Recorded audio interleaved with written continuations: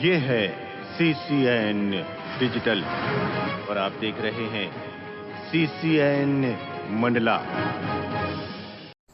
विद्यार्थियों की उपलब्धि स्तर को बेहतर बनाने के उद्देश्य से जिले में चयनित 47 स्कूलों में smart board, computer, UPS, printer, water cooler आदि संसाधन उपलब्ध कराए जा रहे हैं। जिला प्रशासन की पहल पर दृष्टि वेलफेयर फाउंडेशन द्वारा जिले के 23 उच्चतर माध्यमिक विद्यालयों में स्मार्ट बोर्ड एवं वाटर कूलर तथा 24 हाई स्कूलों को UPS एवं प्रिंटर सहित 3 कंप्यूटर सेट प्रदान किए जा रहे हैं। इन संस्थाओं का चयन विद्यालय की आवश्यकता तथा बोर्ड परीक्षाओं के परिणाम के आधार पर किया गया। इन स्कूलों के प्राचार्यों की बैठक जिला योजना भवन में आयोजित की गई, जिसमें कलेक्टर डॉक्टर सलोनी सिडाना ने कहा कि प्रदाय की गई सामग्री का छात्र हित में बेहतर उपयोग सुनिश्चित करने के निर्देश हैं। इस दौरान सहायक कलेक्टर रवि कुमार सिहाग सहित संबंधित उपस्थित रहे। कलेक्टर ने कहा है कि मंडला जिले के विद्यार्थियों के लिए जिला प्रशासन द्वारा समुचित संसाधन और मार्गदर्शन प्रदान किया जा रहा है। इसी क्रम में चयनित विद्यालयों में आधुनिक उपकरण लगाए जा रहे हैं, जो निश्चित रूप से विद्यार्थियों के लिए उपयोगी साबित होंगे। कलेक्टर डॉक्टर सलोनी सिडाना ने कहा है कि जिले में संचालित प्रोजेक्ट ज्ञानार्जन 2.0 के सकारात्मक परिणाम सामने आ रहे हैं। जिले के विद्यार्थी नीट तथा JEE जैसी परीक्षाओं में चयनित हो रहे हैं। सफलता के प्रतिशत को बढ़ाने के लिए हाई स्कूल स्तर से ही तैयारी कराना अत्यंत आवश्यक है। बैठक में सहायक कलेक्टर रवि कुमार सिहाग ने बताया कि जिन हाई सेकेंडरी स्कूलों को स्मार्ट बोर्ड तथा वाटर कूलर प्रदान किए जा रहे हैं, उनमें देवहारा, बमनी, मंगलगंज, बबलिया, गडरा, कन्या निवास, जामगांव, कन्या अंजनिया, औरई, अहमदपुर, कन्या बिछिया, भीलवानी, माधोपुर, बुधरा, पिपरिया, उदयपुर, हृदयनगर, खुर्सीपार, हवेली, बमनी बंजर, पौड़ी, लिंगा, लिमरुआ, भीम डोंगरी, मोतीनाला, मवई उच्चतर माध्यमिक विद्यालय मुनू शामिल हैं।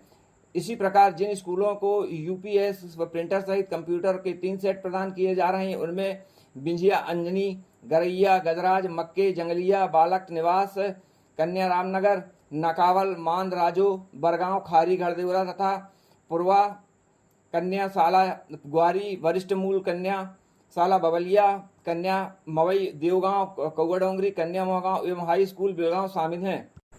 रेड क्रॉस तथा रोगी कल्याण समिति की बैठक में कलेक्टर डॉक्टर सलोनी सिडाना ने निर्देशित किया कि समिति की आय के स्रोत बढ़ाने का प्रयास करें। आय बढ़ाने के स्वास्थ्य विभाग भी अपना सहयोग प्रदान करे। रेड क्रॉस भवन की मरम्मत का एस्टीमेट बनाएं, संचालित वाहनों का बीमा कराएं। बैठक के अनुबंध के अनुरूप दुकानों का किराया में वृद्धि, वृद्धाश्रम के रखरखाव तथा सामग्री की उपलब्धता, दवा दुकान का ऑडिट कराने आदि के संबंध में समुचित निर्णय लिए गए हैं। कलेक्टर ने जिला चिकित्सालय में रक्तदान शिविर आयोजित करने के भी निर्देश दिए हैं। जिला अस्पताल में सुविधा का विस्तार करें, वाटर कूलर एवं पेयजल की व्यवस्था को बेहतर करें, अस्पताल प्रबंधन को बेहतर बनाएं, मरीजों तथा उनके परिजनों के लिए कैंटीन की सुविधा उपलब्ध कराएं। कलेक्टर ने जिला चिकित्सालय में गार्डन विकसित करने के संबंध में भी आवश्यक दिशा निर्देश दिए। बैठक में रोगी कल्याण समिति के आय व्यय की समीक्षा की गई। मंडला में जनजाति सुरक्षा मंच ने प्रेस वार्ता का आयोजन किया। इस प्रेस वार्ता को संबोधित करते हुए पूर्व न्यायाधीश एवं जनजाति सुरक्षा मंच के केंद्रीय टोली सदस्य प्रकाश उइके ने कहा है कि जनजाति समाज से अपनी रीति रिवाज व परंपराएं छोड़कर धर्मांतरित हो चुके व्यक्तियों को अनुसूचित जनजाति की सूची से बाहर करना है, क्योंकि ये 10% धर्मांतरित जनजाति समाज के आरक्षण सहित सरकार द्वारा दी जाने वाली 80% सुविधाओं का लाभ उठा रहे हैं, जबकि मूल जनजाति समाज आज भी इन लाभ से वंचित है। गांव-गांव में PM को पत्र लिख रहे ग्रामीण, उन्होंने कहा है कि धर्मांतरित हो चुके व्यक्तियों को अनुसूचित जनजाति की सूची से बाहर करने के लिए जनजाति सुरक्षा मंच पंचायत से संसद तक संघर्ष करने संकल्पित है, जिसके लिए लगातार प्रधानमंत्री को पत्र भी लिखा जा रहा है। अपने जनजाति सुरक्षा मंच के अधिकारी कार्यकर्ता गण उपस्थित हैं। श्री सूर्य नारायण जी सूरी, आप जनजाति सुरक्षा मंच के राष्ट्रीय संगठन मंत्री हैं। आपका केंद्र भोपाल है। श्री प्रकाश जी उइके, आप पूर्व न्यायाधीश हैं। वर्तमान में आप जनजाति सुरक्षा मंच केंद्रीय टोली के सदस्य हैं। आप मूलतः छिंदवाड़ा के रहने वाले हैं। श्री कालू सिंह जी मुजालदा, आप जनजाति सुरक्षा मंच के क्षेत्र संयोजक है। आपका जो केंद्र है इंदौर है। डॉक्टर मुकेश तिलगाम जी, आप हमारे जनजाति सुरक्षा मंच प्रांत टोली के सदस्य हैं। आप मंडला रहते हैं। श्री सोनू मरावी जी, आप जिले के सहसंयोजक हैं और आप मंडला रहते हैं। मैं श्री प्रकाश जी से निवेदन करता हूं कि इस प्रेस वार्ता को प्रारंभ करें। माननीय प्रकाश जी।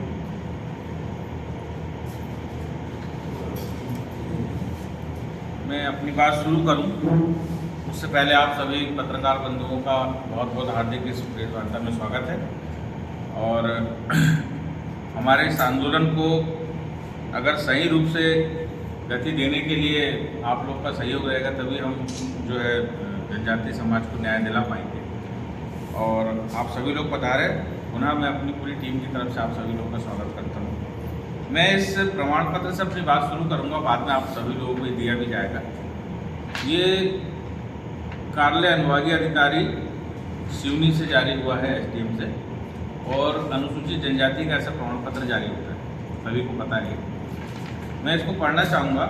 प्रमाणित किया जाता है कि मोहम्मद इमरान खान, पिता श्री मोहम्मद इश्ताक खान, माता रुकैया खान, ग्राम बखारी, तहसील सिवनी, जिला सिवनी, गोंड जनजाति के सदस्य, इनकी जाति संविधान के अनुच्छेद 342 के अधीन मध्य प्रदेश शासन के लिए अनुसूचित जनजाति की सूची में अनुक्रमांक 16 पर विनिर्दिष्ट है।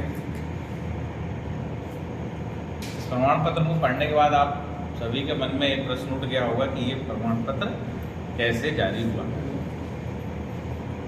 तो मैं आपको आगे बताना चाहूँगा कि आर्टिकल 341 जो है वो अनुसूचित जाति समाज के लिए है। अनुसूचित जाति को जो रिजर्वेशन मिलता है और उसमें एक प्रावधान है कि अनुसूचित जाति समाज का कोई भी व्यक्ति अगर ईसाई हो जाता है या मुस्लिम हो जाता है तो उसको अनुसूचित जाति का प्रमाण पत्र जारी नहीं किया जाता। लेकिन आर्टिकल 342 में ऐसी कोई व्यवस्था न होने से बड़ी संख्या में ऐसे जनजाति के सदस्य जो अन्य धर्म में चले गए, जिन्होंने अपना स्टेटस बदल लिया। एक कोई व्यक्ति जनजाति हो सकता है, आदिवासी हो सकता है या मुस्लिम हो सकता है, आदिवासी हो सकता है या ईसाई हो सकता है, लेकिन दो स्टेटस में एक व्यक्ति नहीं हो सकता कि वो मुस्लिम भी और आदिवासी। लेकिन आर्टिकल 342 में ये कमी होने के कारण पिछले 75 सालों से जो जनजाति समाज है जिसको इसका लाभ मिलना चाहिए वो उसको लाभ न मिल के अन्य व्यक्ति को जिसका स्टेटस जो अपना आदिवासियत हो चुका है उसको इसका लाभ मिला। और जनजाति सुरक्षा मंच 2006 से इस लड़ाई को लड़ रहा है। और सबसे पहले 1967 में डॉक्टर कार्तिक उरांव जो कांग्रेस के समय में मंत्री हुआ करते थे, उन्होंने सबसे पहले ज्वाइंट पार्लियामेंट्री कमेटी इस विषय पर बनाई थी। और ज्वाइंट पार्लियामेंट्री कमेटी की रिपोर्ट आई थी कि अनुसूचित जनजाति को मिलने वाला जो 7.5% आरक्षण है उसका 90% धर्मांतरित जनजाति उठा रहा है और जो मूल जनजाति उसको उसका लाभ मिल रहा है। इसलिए 75 वर्षों में भी आप खुद देख रहे हैं कि जनजाति समाज की इतनी योजनाएं सुविधा देने के बाद भी उसका कोई भी लाभ उनको नहीं मिला। तो जनजाति सुरक्षा मंच की एक ही मांग है कि आर्टिकल 342 में इस आशय का संशोधन हो कि जो व्यक्ति अन्य धर्म में धर्मांतरित हो गया है, अनुसूचित जनजाति का या आदिवासी व्यक्ति, वो मुस्लिम हो गया, ईसाई हो गया, हमको उससे कोई दिक्कत नहीं है, वो कोई भी धर्म अपना सकता है, लेकिन उसको जनजाति का स्टेटस न दिया जाए, उसका जनजाति का प्रमाण पत्र जारी न किया जाए। यही डिलिस्टिंग का आंदोलन है और इसी को लेकर हम लोग पूरे देश में कार्यक्रम बना के चरणबद्ध रूप से हम करीब 22 प्रांतों में हमने बड़ी रैली की। कम से कम 1 लाख जनजाति समुदाय उसमें इकट्ठा हुआ। माननीय राष्ट्रपति जी को भी इसके संबंध में ज्ञापन दे चुके हैं। और आगे जो हमारा नवंबर में जो एक बड़ा कार्यक्रम है दिल्ली चलूँगा, तो बड़ी संख्या में करीब 5 लाख के करीब जनजातीय समाज पूरे देश का इकट्ठा होकर दिल्ली में इस विषय में अपनी बात रखने के लिए जाने वाला है। साथ ही साथ हमने एक पोस्ट कार्ड माननीय प्रधानमंत्री जी के नाम से, एक पाती नाम से एक अभियान चलाया है कि गाँव में रहने वाला जो जनजातीय समाज है जिसका मूल अधिकार और हक समाप्त हो रहा है, वो एक पोस्ट कार्ड पे चिट्ठी जो है माननीय प्रधानमंत्री जी को लिखना है। तो उसका भी हमने टारगेट रखा कि करीब 5 से 6 लाख हमारा जनजातीय समुदाय, और बल्कि और ज़्यादा भी हो सकता है, 25 लाख पहुँच सकता है, वो माननीय प्रधानमंत्री जी को पोस्ट कार्ड में चिट्ठी लिख रहे हैं और ये कह रहे हैं कि आर्टिकल 342 में संशोधन होना चाहिए। ये मेरी संक्षिप्त में बात थी। इससे संबंधित कोई भी प्रश्न या कोई भी आपके मन में शंका हो तो हम लोग आपस में बात करें। महाराजपुर पुलिस के द्वारा लोगों को सुरक्षित यातायात के प्रति जागरूक करने के उद्देश्य से, जिनमें तेज गति से 2 पहिया वाहन चलाने से रोकना, कार व 4 पहिया वाहन को सीट बेल्ट लगाकर चलाना, दोपहिया वाहन में हेलमेट लगाकर चलाना, ओवरलोड सवारी व माल वाहक सामान लेकर ओवरलोड न चलना, वाहन चलाते समय बीमा, लाइसेंस व अन्य दस्तावेज अपने साथ रखना। इन्हीं उद्देश्यों के प्रति महाराजपुर पुलिस के द्वारा लोगों को जागरूक किया जा रहा है और इसी के तहत लापरवाह वाहन चालकों के खिलाफ चालानी कार्रवाई भी की गई है तथा वाहन चालकों को समझाइश भी दी जा रही है।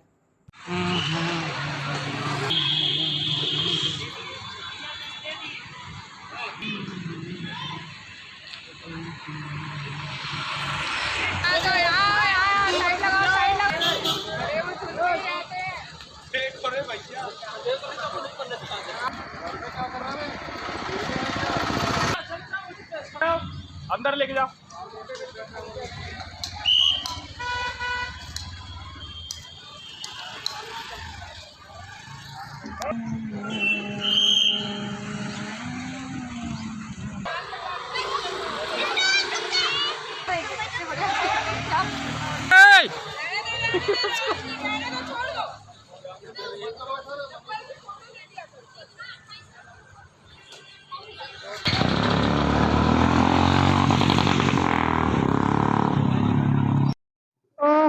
वाहन चेकिंग अभियान क्या था, मुख्य उद्देश्य आज का? वाहन चेकिंग के दौरान लोगों को समझाइश दी थी कि हेलमेट लगा के चले, सुरक्षित चले और जीवन बचाने के लिए हेलमेट लगाना अनिवार्य है और सभी दस्तावेज रखने की सबको समझाइश दी, हिदायत दी गई और जिनके पास चालान नहीं था उनका चालानी कार्रवाई की गई है। मंडला पुलिस लाइन में वार्षिक खेल प्रतियोगिता का आयोजन मंडला पुलिस के द्वारा किया गया। खेल प्रतियोगिता के तहत विभिन्न खेल जैसे क्रिकेट, वॉलीबॉल एवं 100 मीटर की दौड़ आदि खेल का आयोजन किया गया है। तड़के सुबह 6 बजे से स्टार्ट हुई क्रिकेट एवं वॉलीबॉल प्रतियोगिता में पुलिस अनुविभाग नैनपुर मंडला निवास एवं बिछिया की टीम ने भाग लिया। उत्कृष्ट खेल प्रदर्शन करने वाले खिलाड़ियों को सम्मानित किया गया। खेल प्रतियोगिता के समापन के पश्चात पुलिस अधीक्षक द्वारा पुलिस लाइन स्थित सामुदायिक भवन में करीब 150 पुलिसकर्मियों की मौजूदगी में समस्याओं को सुना गया। आयोजित सम्मेलन में उपस्थित पुलिस अनुविभाग के पुलिस अनुविभागीय अधिकारियों से चर्चा कर पुलिस के हेतु बेहतर सुविधाओं एवं सुझाव का भी पुलिसिंग से संबंधित सामान्य विषयों से अवगत कराया गया है।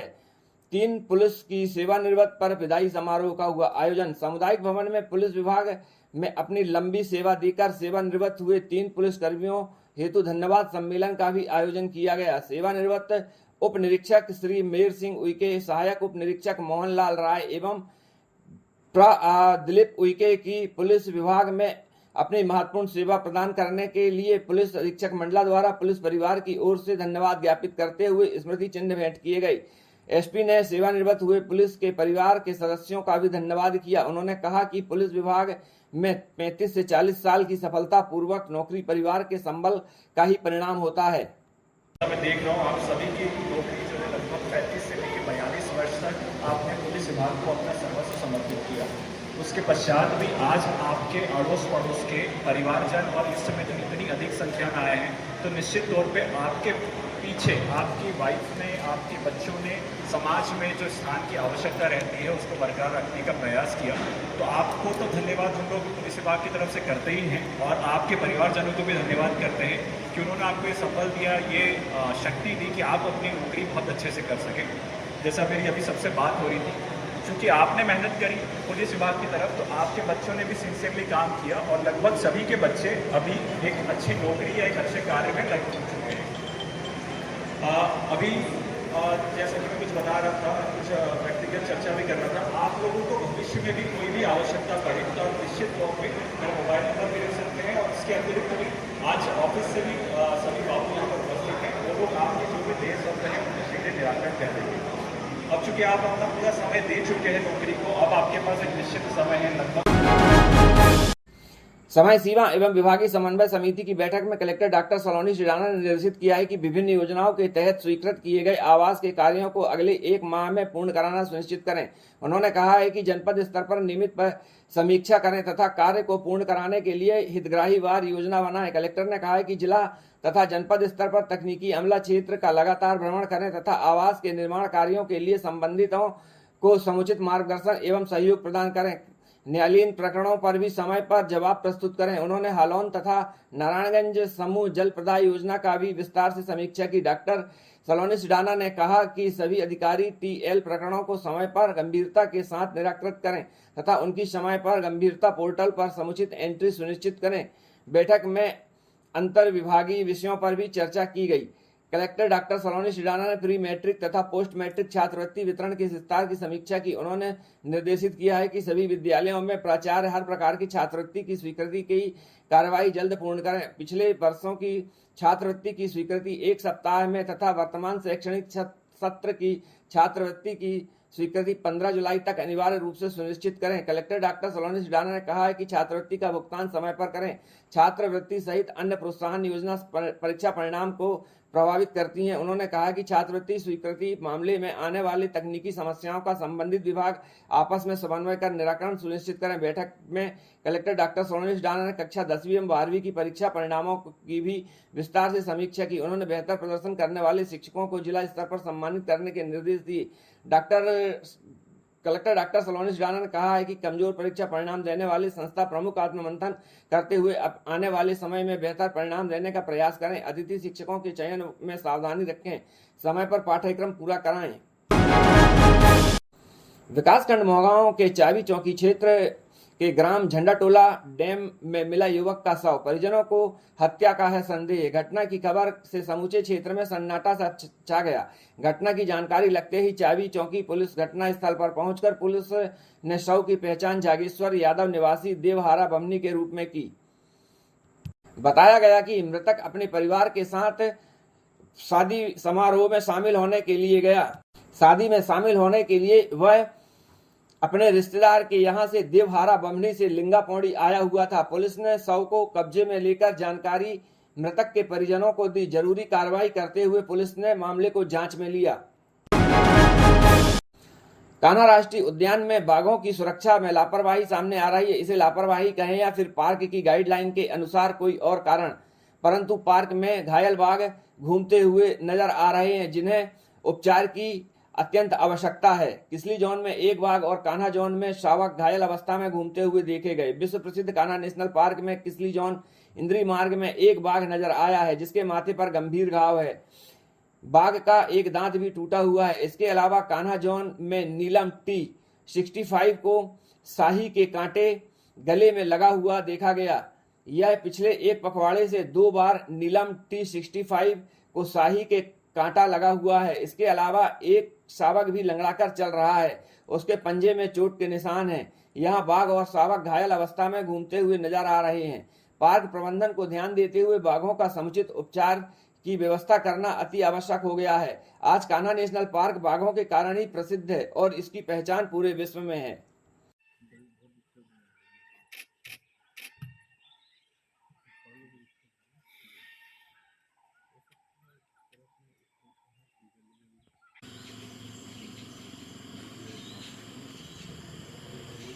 एक बाघ है किसली में जिसको सर पे कुछ चोट ऑब्जर्व की गई है और वो उसमें काफ़ी दिन हो गए हैं।